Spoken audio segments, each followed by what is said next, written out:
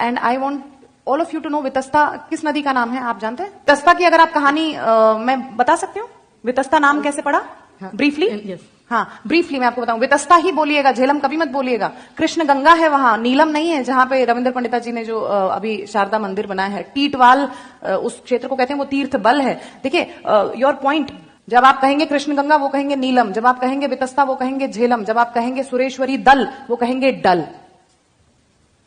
सो इन चीजों के प्रति we have to be very very assertive and very very सचेत। तो हमें अपनी चेतना जगानी पड़ेगी। दैट्स व्हाई आई से कि I work with this exile consciousness that I have to reclaim my homeland, my motherland, and this exile consciousness has to propagate amongst all the audiences who come and watch my plays, और जैसे आज आप मेरी बात सुन रहे हैं।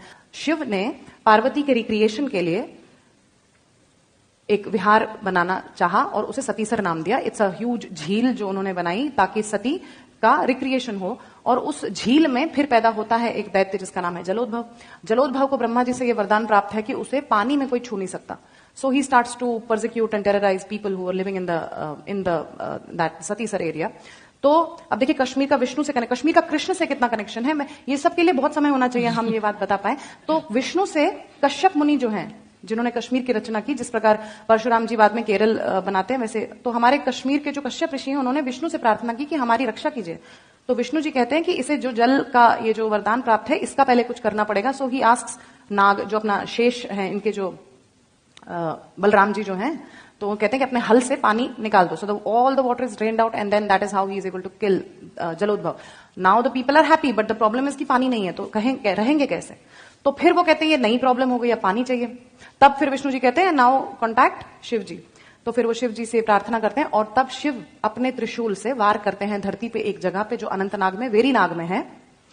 उनके त्रिशूल का जो गर्त है, जो डिस्टेंस है, दैट इज 12 फिंगर्स, लाइक 12 अंगुल के माप का उनके त्रिशूल का एक डिस्टेंस है जिससे उन्होंने गर्त बनाया। व्हेन ही स्ट्राइक्स द धरती देयर, तो एक गर्त जो बनता है वो 12 अंगुल के माप का बनता है, जिसे संस्कृत में वितस्ती कहते हैं।